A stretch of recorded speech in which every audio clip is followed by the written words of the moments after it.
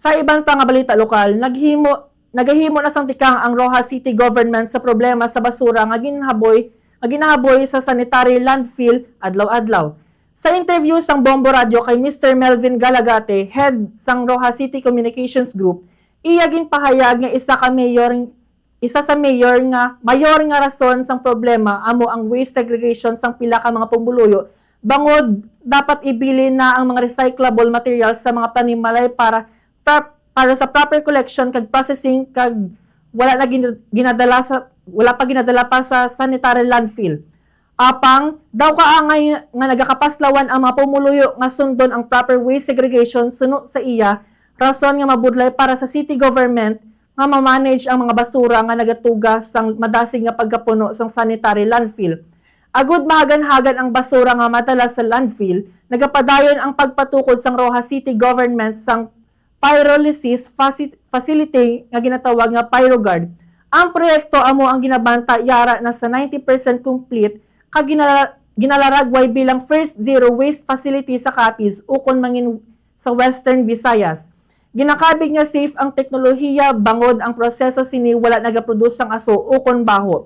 Pahayag ni Galagate, ini ang magaproseso sang basura kag himuon nga mapuslanon nga byproducts sa diin isa diri amo ang abo nga mahimo gamiton agud mahimo sang materyales kaangay sang bricks kag hollow blocks.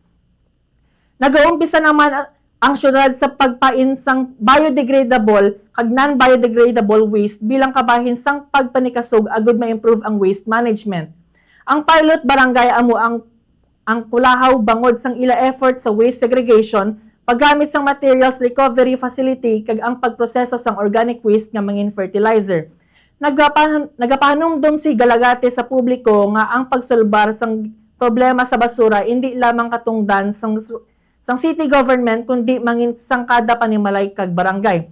Yari pamatian naton ang nangin kabahin ni Mr. Melvin Galagate.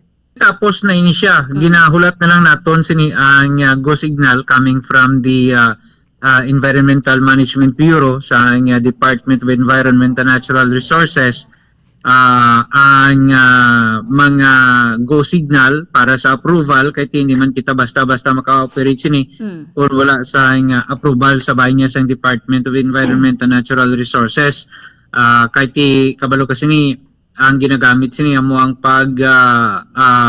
himo sa isa ka kalayo nga magasunog sa mga mahambal naton basura nga ginadulong dito sa bahay niya sa aton sining sanitary landfill. Pero sa nasiling ko na gani hindi ini makakuan hindi makapahagan-hagan ini pero hindi ini makasolbar sang problema naton sang basura. Ang makasalbar ya kag makasolbar sang problema naton amo mismo nga aton sining mga pumuluyo diri sa may syudad sang Roxas.